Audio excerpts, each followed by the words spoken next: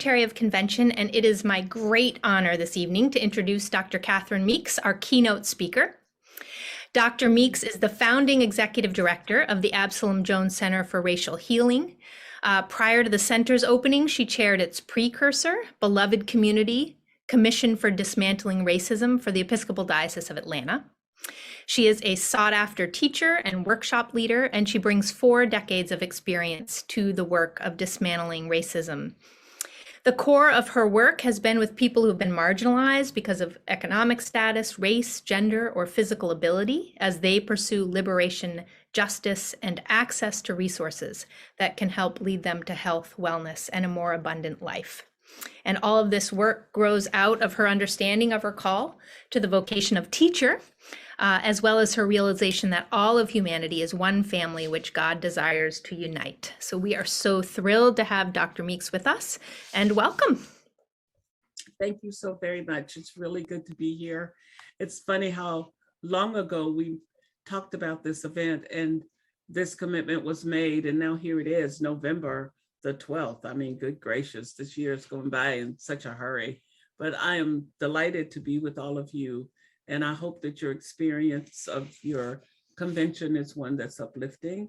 I know that there's a lot of work that has to get done that can be tedious, but I do hope that around those edges that you have found that a lacing of inspiration and a kind of a renewal of you know, what you are even about with all the work that goes on. And we have to be careful that our work is grounded in something that can keep feeding us. And so I hope and pray that as you go through these days of convention, that you'll be reminded of what that grounding is. And I'm glad to be here to participate in that with you. I want to start by reading a little, not the whole thing, but a part of a poem by John O'Donohue. And you may know John O'Donohue. Some of you was an Irish priest, teacher, poet, who just had so many beautiful ways of thinking about the journey of trying to be a faithful person on this planet. This little piece of poetry comes from his book called To Bless the Space Between Us. And if you don't know the book, I recommend it highly and suggest that you might find it something you would like to purchase and read, because it's just very inspirational. So this poem is called A Morning Offering, but it's night, and I'm not going to read all the morning blessing part. I just want to read these last 2 stanzas because they speak to what I'm most interested in talking about tonight. May my mind come alive today to the invisible geography that invites me to new frontiers, to break the dead shell of yesterdays, to risk being disturbed and changed. May I have the courage today to live the life that I would love, to postpone my dream no longer, but do at last what I came here for, and waste my heart on fear no more. May I have the courage today to live the life that I would love, to postpone my dream no longer, but do at last what I came here for, and waste my heart on fear no more.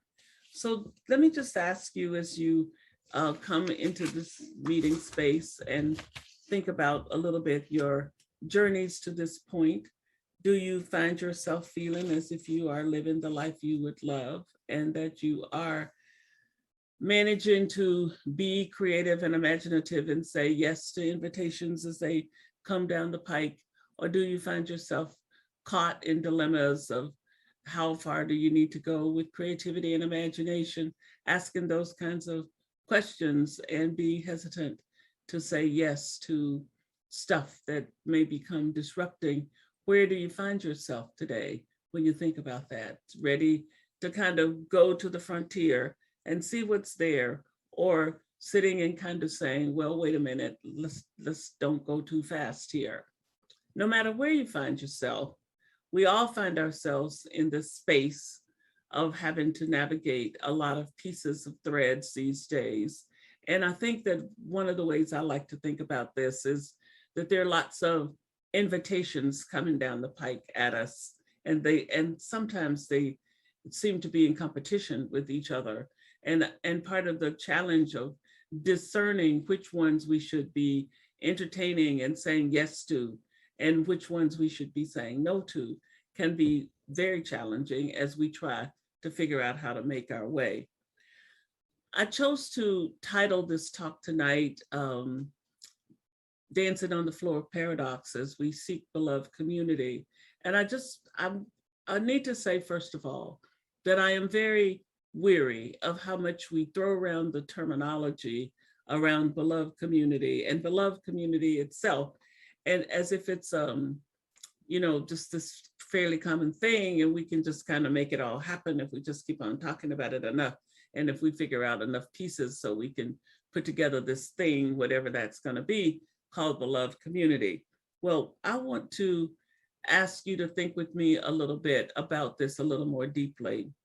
First of all, I don't think we are capable of making a beloved community. I think what we have the capacity to do is to say yes to the invitations that get presented to us in the ways that will help us to make space so that God can allow the Spirit to visit us and create a community of people who actually can be characterized as loving one another and being beloved.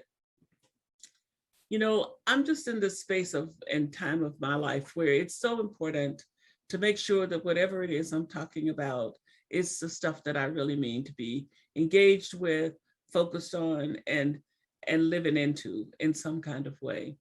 And to make sure that if I'm talking about great ideals of how the world might function, that I am then willing to allow myself to become a vessel to help create that space that I keep talking about. So if we really do want to create beloved community, I think one of the things we have to do is interrogate ourselves on a lot of levels. And we have to interrogate our presuppositions. We have to interrogate the ways in which we have constructed reality around us and the ways in which we understand what is true and what is false for us.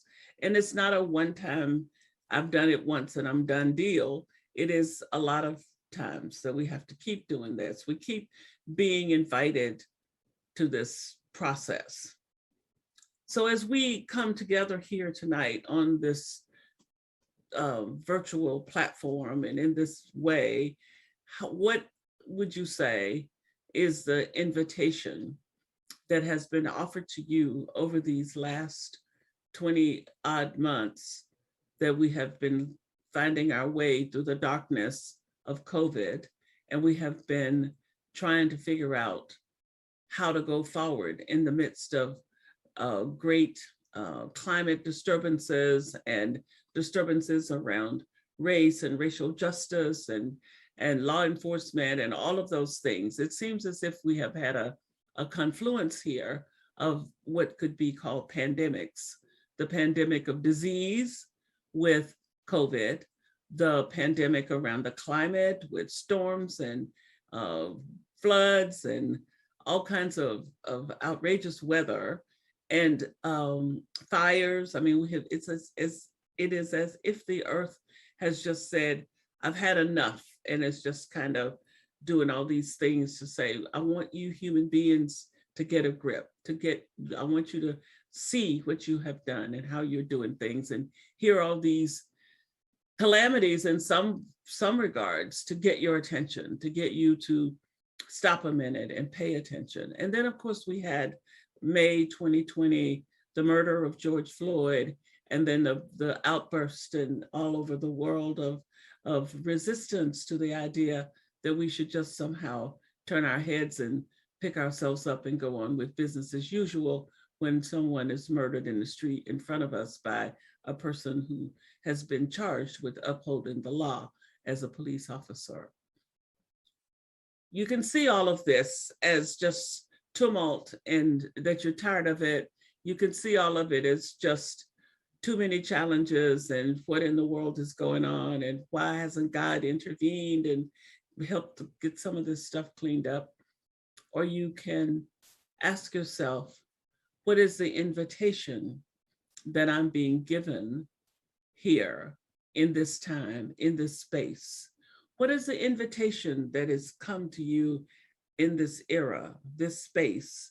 Have you seen any of this as an invitation, or has it just been an inconvenience?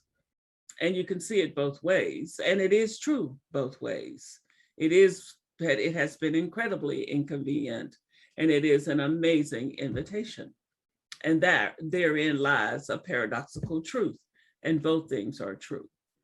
One of the books that in addition to John O'Donohue's To Bless the Space Between Us, that I would recommend is Parker Palmer's book, The Promise of Paradox, which I think you will find to be incredibly helpful. And I think that you will find it liberating. When we begin to be able to hold these things in tension that are true, this is true and this is true, but they're contradictory in some way. You know, when Jesus talks about if you want to save your life, you need to lose your life. Well, you know, you want to say, have you ever heard about just plain talk? Do you have to double talk us? No, it's true that you have to lay down your life. You have to let go of your egotistical, ego-centered, we all do, ways of seeing the world with us kind of in the center of the picture. And in order to become who we were put in the earth, on the earth to be the big person that we are imagining ourselves to be, we have to be willing to relinquish over here those ideas and that ego-centered energy. So it is so interesting to think about how these threads that seem contradictory, but just happen to be the power of two ideas that really are justifiable, understandable, and clear, but just happen to sound like you couldn't possibly do both. And yet the challenge lies in being willing to say yes in the midst of those kind of conflicting ways of seeing, that to say yes and to walk somewhere in between them, to do whatever it is you're being asked to do. So here we are in this space where it is a horrible space and people have lost their lives. Thousands and thousands of our fellow human beings have been taken because of COVID and because of some climate issues and horrible weather, and also because of the injustice and the racial I don't want to say the racial unrest, but the racial issues and divisions that we have. People have lost their lives. So it has been horrible. People have lost their lives. Things have been incredibly sad for us in many ways. We are tired of wearing masks and being quarantined and having to be careful and taking vaccines that we're not quite sure about and all those things. And yet on the other hand, there is this amazing opportunity to say yes to something new. So on March the 9th, 2020, when the university across the street from where the Center for Racial Healing is located, we are across the street from the historically Black colleges that are part of the Atlanta University Consortium, which includes Morehouse College and Spelman College, and I'm sure that you've heard of those. When the colleges closed and the bishop's office closed, we knew the center had to close. And we did not know what it was going to mean to try to run a center from home. And of course, I didn't have, the top of the heap kinds of computer skills, but I also knew that a vast invitation had been handed to me. And we had to think through, my staff and I had to think through, how are we going to say yes to this invitation? So we can lament, we can be afraid, we can wish that things were different. There were many things we could have done. And instead we decided to put our shoulders to the wheel, and we got busy reimagining the way that we did our dismantling racism classes and getting ourselves up to speed with our Zoom skills. And we took on this invitation to change. That was the invitation. Are you willing to make this change? Are you willing to go down this different road from the one you were expecting? We went from being an on-site entity to becoming a virtual entity, and it has rewarded us greatly that we said yes. We have doubled our database. We received more donations in this period of COVID than we have ever received, without too much effort in actually asking people for money. Here we are again, being faced with these contradictions. It is hard for us and horrible. It is one of the best things that ever happened to us. And both things are true. So where are you in this construct of dancing on paradox's floor? I just love that that image came to me, because as we try to do our work, as we think about what is the work we're being called to, what is the invitation that's being offered to us, how are we being asked to reshape ourselves and to reimagine ourselves and reimagine our work and step up to a new plate over and over and over by the things that come toward us in our life journey, in our pilgrimages of life on this planet. How have those invitations been coming to you, and how have you been responding to them? They say that it's possible to be a person who always just sees the glass as half empty, or a person who sees the glass as half full. And whichever way you decide to look at it has a whole lot to do with the way that your life will progress. If you are a person who has found the capacity and the courage to say yes to the opportunities to be turned upside down, to be disrupted, to be asked to walk in new spaces, to be asked to think in new ways, to be asked to engage in a new technology, or whatever the new disrupting thing may be, and you are somebody who has found the way to say yes, you have found a way to be able to engage in those invitations in ways that allow you to grow and to become more connected to who the person might be that lives in you, that God had in mind when you got sent to earth. How do you look at challenges? Do you look at challenges as inconveniences? You look at them as things that you don't deserve to have to deal with?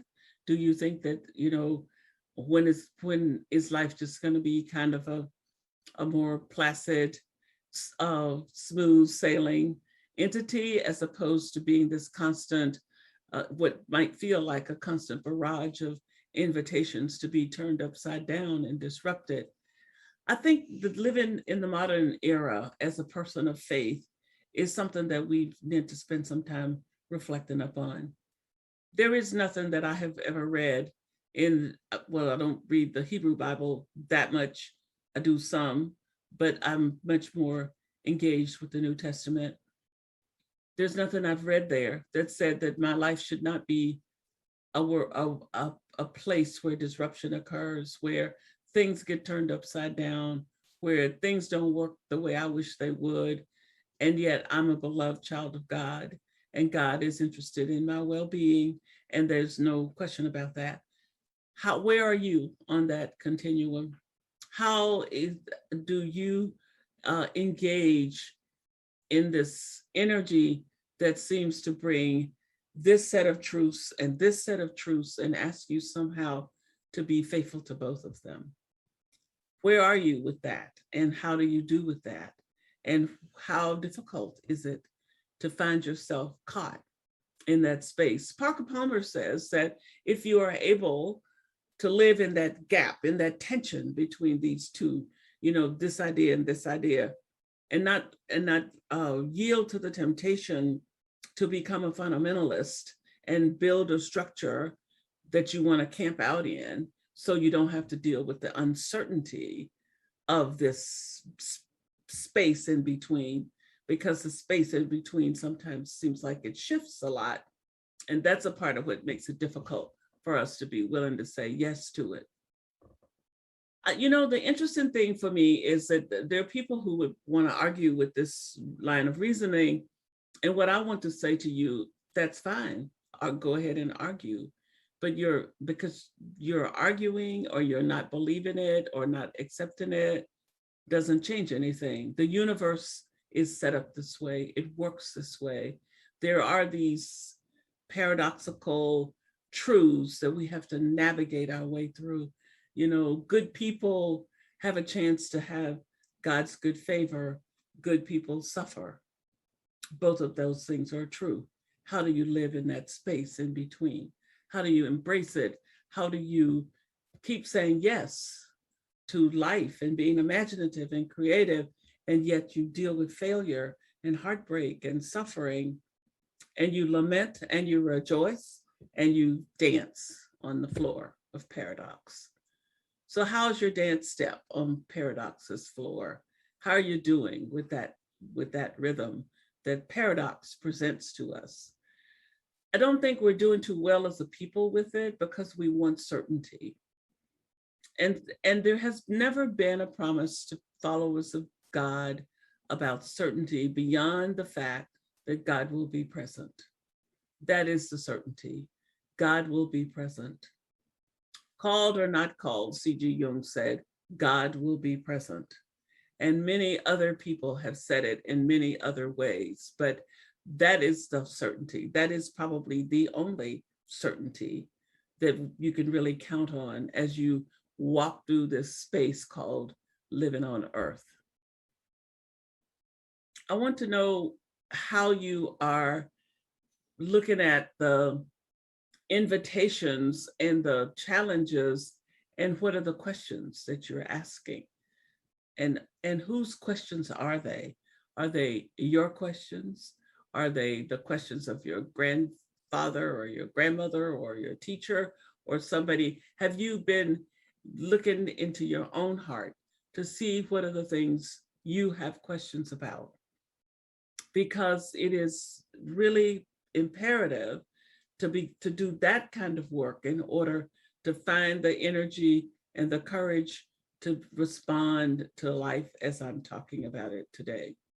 And the other thing that's so important for you, for all of us, you I'm talking to that I don't see, but I know you're out there, and for me and every other human being who's trying to live a conscious, faithful life, is to interrogate, what is it that you're living for? What are the promises that you are trying to live into? What are the promises you're trying to keep?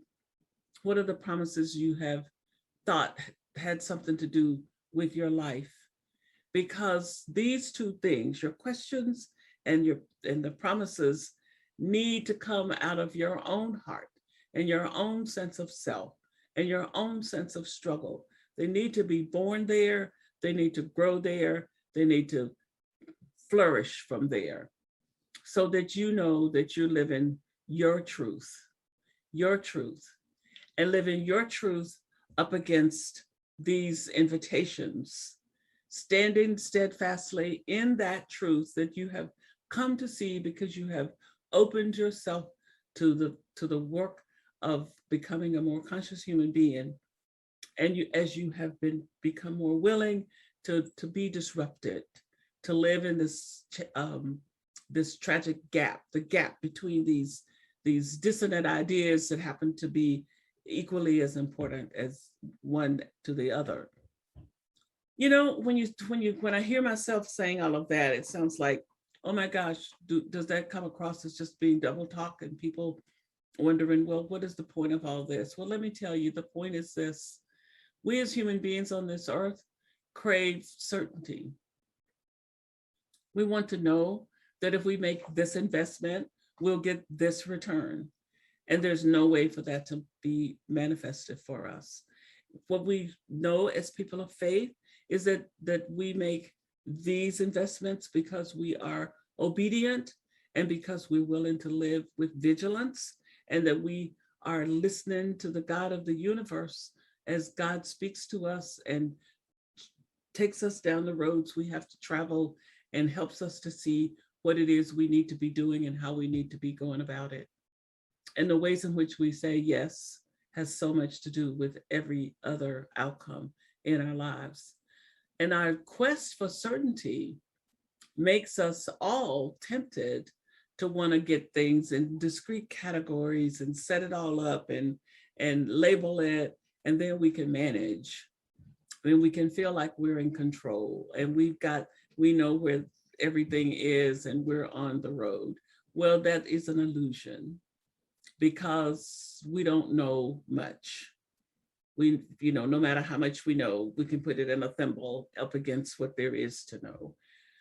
So we are left with living by faith, vigilantly living by faith is about being willing to keep on engaging these discordant notions that we learn about and have to do something with.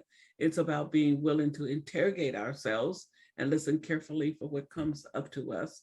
It's about being willing to open our eyes to what looks like inconvenience and disruption and see if there's an invitation in it for us. That is how we switch this gear. That is how we turn this corner. That is how we put ourselves in a different space so that we can be an available vessel to the God of the universe, available vessel willing to see how we can be used to help create the space to make it possible for beloved community to be born. I don't know how your diocese is doing with this terminology. I do think that we all have some heavy duty investigation we need to do into the language we use and the way in which we allow that language to then set for us the direction that we are going to travel in as we go through our lives. But I do want to say that I think at this present moment across our country, that most of us are talking about racial healing and beloved community and trying to create spaces where we can be more true to who God put us on the earth to be. We're dealing with all that. We've got all those issues. We know about that. And sometimes those issues take the shape of more than being concerned about those things I just named. We get worried about, attendance, and we get worried about people's pledges not being paid, and we get worried about the things that we could probably, some things that we don't really, we give them more priority than they need to have. But nonetheless, all those things that come into our view to cause us angst and concern, we need to make sure we keep them in conversation with the things that are keeping people from seeing who God is and who God is calling them to be. Sometimes our focus gets on those things that we feel the most challenged by, because those things, if they go, will be the biggest threat to us. But the bigger threat is not hearing what God wants us to hear and not doing what God wants us to do. That's a bigger threat. That's a bigger deficit. That's a bigger problem. How is your listening ear when it comes to God and Sophia and the angels and the ancestors and all of those voices that are there and guides that are there? I don't know how all of you see any of this and how you live, but I'm here to say that the whole heavenly host is interested in us getting the message. God is more interested in us getting the message that we need to get than all of the efforts we might put forth trying to be holy. We just need to be open and honest and make ourselves like little children with a sense of curiosity and imagination and willingness and desire to be pleasing in God's sight. I tell you, I wonder sometimes what kind of world we would have. How would beloved community really look in spite of the challenges and the darkness and the ways in which the church has fallen short? How would the world really look? How would the world be impacted if we could create communities, beloved, loving communities where people could come in their brokenness and their pitifulness and their doubt and their addictedness and whatever they had to bring, they could come into our buildings and we would wrap them in the rainbows of love, in the rainbows of love and acceptance, and to help them to know that they had finally arrived at home. What would the world be like if this was the way our communities function? If we had true beloved community where nobody would be left out, nobody would be marginalized, nobody would be sleeping under a bridge. If we had true beloved community, we would do more about curbing violence and the divisiveness that goes on in our society. True beloved communities would speak to that in ways that are not being spoken to now. So as we continue throughout the rest of this day and into tomorrow and the days to come, as you continue to ask yourselves, what's next? What's the invitation? How do I say yes? Please keep in mind that if you feel a bit disjointed, a bit disrupted, that is how you should feel. If you feel that the ground moves sometimes when you weren't ready for it to move, that's part of the journey. That is part of the turning ourselves over to great wisdom of God and all of the helpers that have been dispensed to help us achieve what God wants us to do. That feeling of being a little bit out of control, a little bit disrupted, a little bit off. We are supposed to be there, making ourselves available to be made perfect in our weakness. God is made perfect in our weakness, and we make ourselves available for God to do that. In our weakness, we are the vessels. We are the vessels through which God will speak. We are the vessels through which God will work.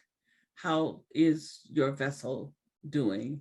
And what is your vessel doing to say yes to the invitations that are being presented to it? And how are you dancing on Paradox's floor?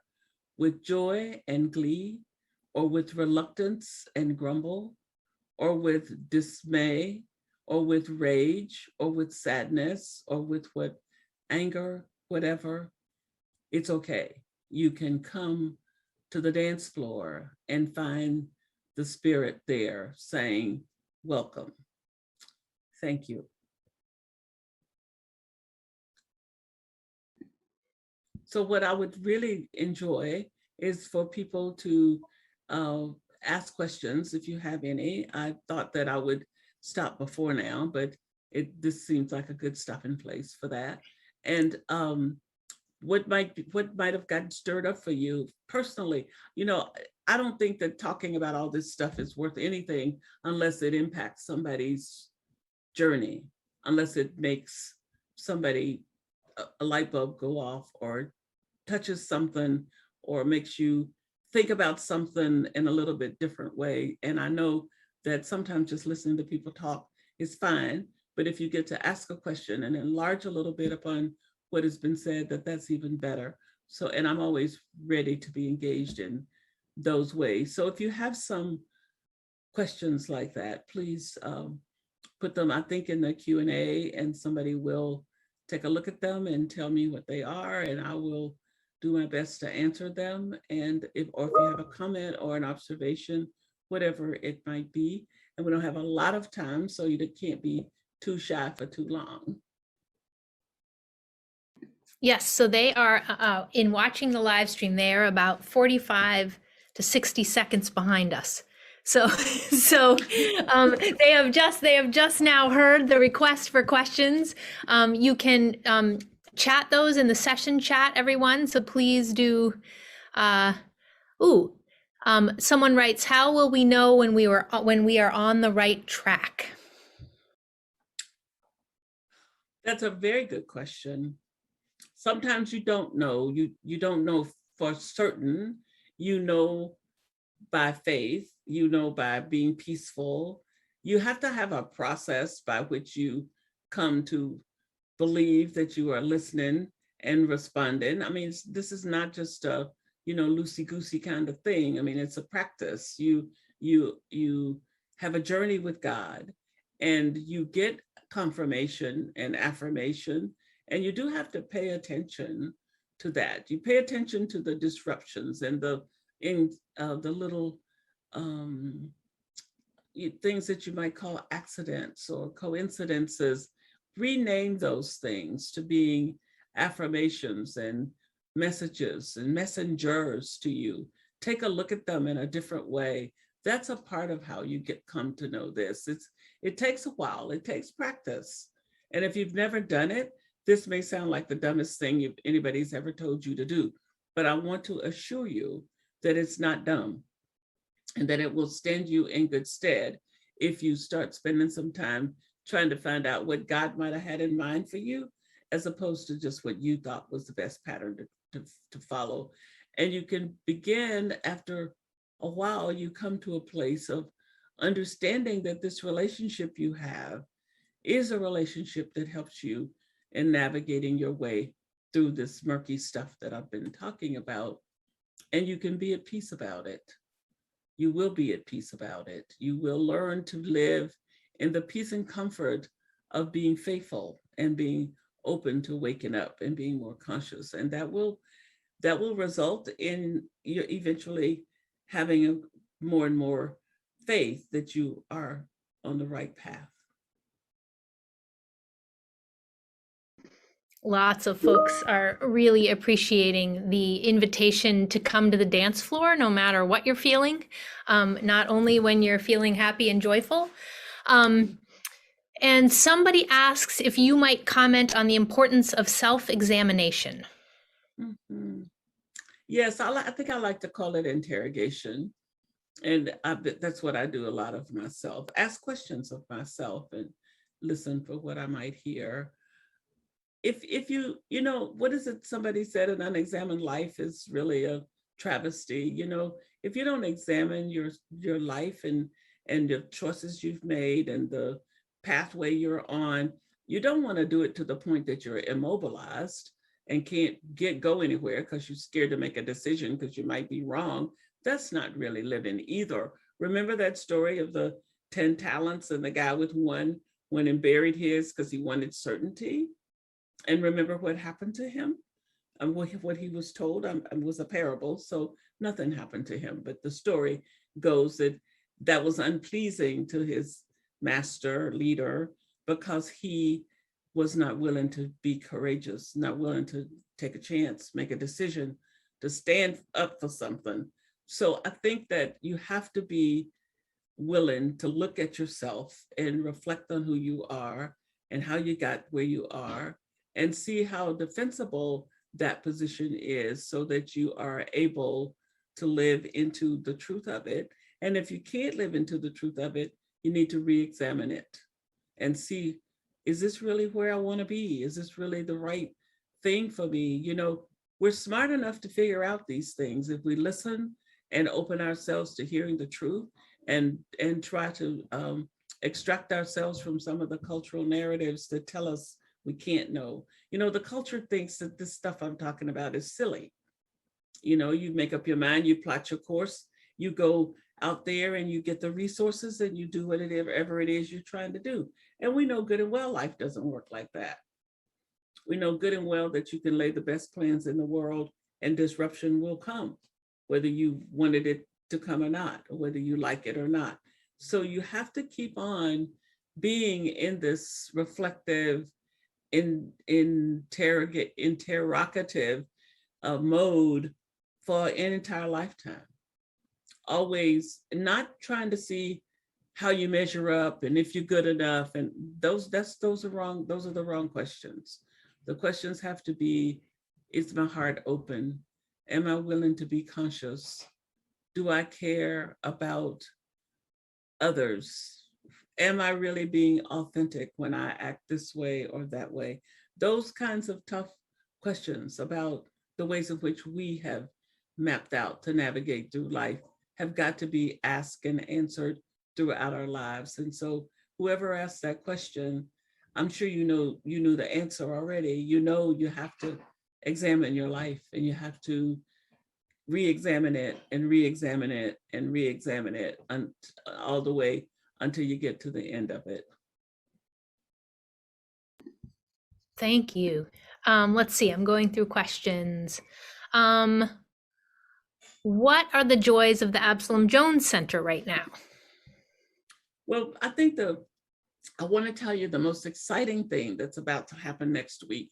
We have a International Women's Conference with women from 17 different countries in Latin America that will be joining us. We have a couple hundred people registered, both women in the US, people in the US. I think there are a couple of men that have actually registered for this. It's a women and empowerment, wellness and empowerment event that the center is co-hosting with our relatives in Latin America for the women of, well, we did it on site here 2 years ago, and now we're doing it virtually because we don't have a choice, really. I am so full of joy about our outreach to our family in Latin America, because we hadn't done a good job of doing that as a church. And so I'm really delighted about that.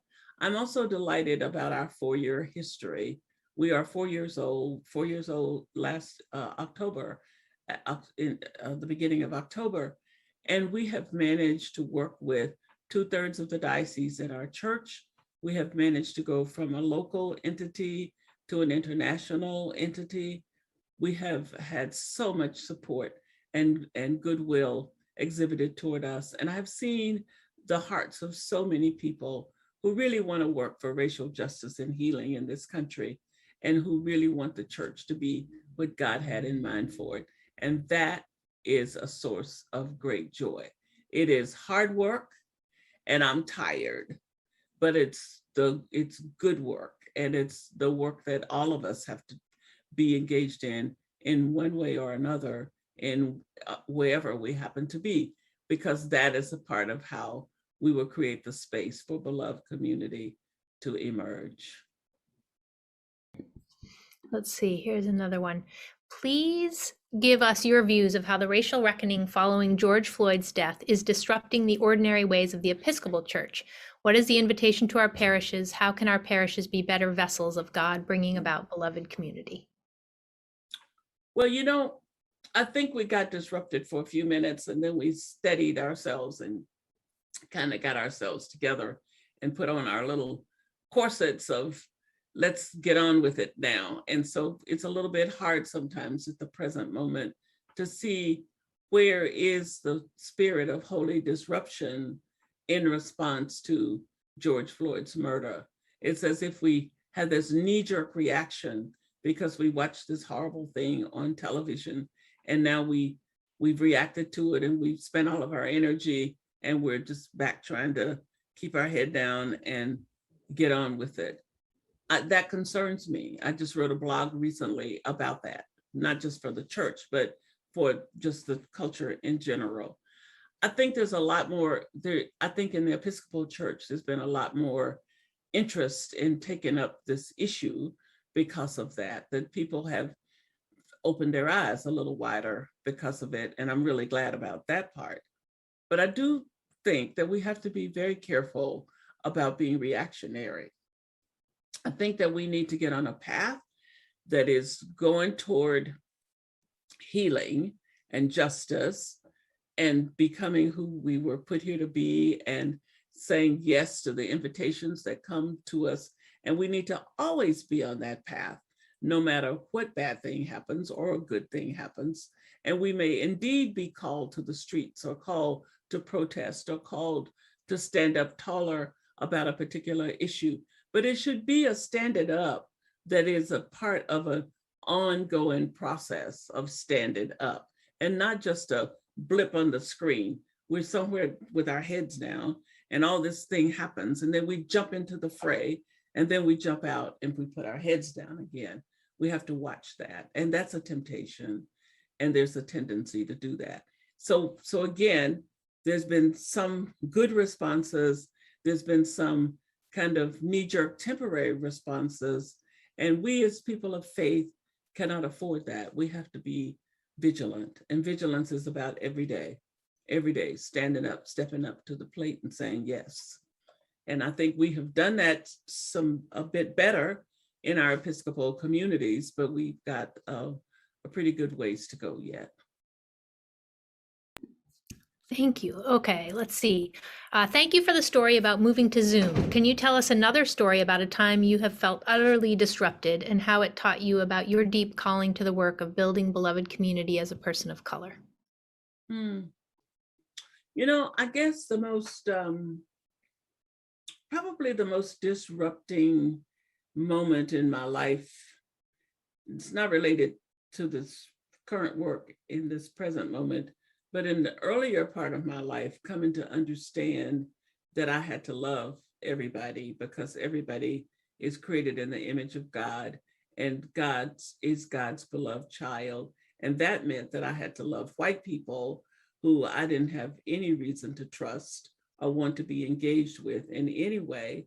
And then that I didn't get to exclude them because of my feelings about how much we had lost at the hands of the white supremacist systems in this country. Coming to grips with that and coming to the realization that there's only one God in the universe and everybody's made by that God. And that God requires me to be open to all of the creations that have been made and the humans that have been created. And my job is to work on getting myself out of these imprisoning thoughts that make me think there's some category of hierarchical human value that can be placed on people. That was a disrupting moment for me in my early 20s. Thank God for it.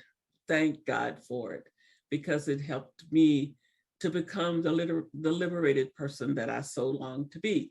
Because you cannot be free if you're going around thinking there's some people that they're substandard people, or they're people who are that more valuable than other people. So awakening consciousness has been a disrupting force in my life and continues to be, not so badly as it was when I was 25, because I'm now 75. So, but it's still disrupting when you have to wake up to new ideas and let go of old ones, when you have to let parts of yourself die and be reborn. That's disruptive. And yet that is the way the journey is set up. And so I just live into that with as much peace as I can find. You know, I don't sit around just waiting to have to change or waiting for change to come. But when it comes, I try to trust that the grace will be there to help me to embrace it, so that while I'm disrupted, turned upside down, feel out of sorts sometimes, grumble like everybody else, that eventually I'll get my head turned right and I'll stand on my feet and be grounded in whatever is in front of me and say yes to whatever the invitation is. Thank you. There's a couple questions about sort of sustenance. How do we keep up the energy to keep up with the interrogations and search for beloved community? And then a similar sort of, how do you practice self-care and what sustains you? Those are very good questions and very important questions. And we don't ask those enough, because we act like self-care is a sin and a crime, when it is at the core of listening and saying yes to what we need to say yes to. So I've become much more conscious about that I'm not going to fix this mess, that my job is to be faithful to the call, to do my work, to do it vigilantly and to the best of my ability. And then to be grateful that God has allowed me the opportunity to participate in the creation process with God. That helps me to sustain my energy. The other thing that is incredibly sustaining to energy is doing what is yours to do and leaving other people's work alone. You know, this notion we sometimes get, that's a great idea, we need to go do it. But the problem is, it wasn't for you to do. It is a great idea, but it wasn't the idea that you needed to do. And the idea that you needed to do, you didn't sit with you, so you didn't do it. And so now you're trying to do this and you don't have energy for it. You don't have energy for it because it wasn't what you were called to. Whatever God calls you to, God will give you energy for. And I don't mean you could work yourself into the ground and never rest and don't take care of yourself and God's just going to make up the difference. That's not what I'm talking about. I'm talking about that you will keep getting the inspiration to get up and keep on going. You will keep getting the reminder of the vision that you had that got you started in the first place. You will keep getting the energy. The people will come on your path to help you that will be surprising sometimes. And I like to say doors will open in walls that you didn't even know had any doors. That is how the energy keeps being given. I like to journal. I like to make cards. I love oils and aromatherapy products. So I'm always mixing oils and making things that smell good. I like to make candles. I like to iron. I like to read. I like to pay attention to my dreams. These are all ways that I keep hearing what I'm supposed to do and hearing that I am a good and faithful daughter. Because at the core of everything is the desire to be a good and faithful person. But you sometimes can't know that you are because you don't know how to listen for that affirmation. And I work really hard at trying to hear that affirmation. Thank you. I think that's it for our questions because the chat will close in just a minute. And I wonder if you have any last thoughts for us. Oh, my goodness, this hour went by fast. I don't know how it went by for everybody else, but it went fast for me. I just want to say that I appreciate your questions a lot. It means it's affirming to me that even though I don't see your faces, that you're out there and that you heard what I was saying and that it struck some interest, and I'm thankful for that. But I want to say more than that I just pray that each of us will keep on interrogating ourselves and keep on being willing to say yes to the invitations that belong to us and have the courage to say no to the ones that don't fit for what we have been called to. I pray that you will not live your life second guessing yourself, but that you will live your life being supportive of your understanding of how you hear and what it is that you're being asked to do. I hope you will have the faith to stay focused and stand true to the ground that has been revealed to you and to live into being your authentic self, which means that you live into being exactly who God wanted you to be and who God thought you would be and sent you to the earth to be. Isn't that a fantastic idea to think about? We got sent here with a specific path that we could follow and become this creature that could somehow it could be said of us, as God said of Jesus, "This is my son in whom I am well pleased." We are all God's children and God is well pleased with us. And thank you so much for your listening heart and your listening ears. And may you always be a half a shade braver.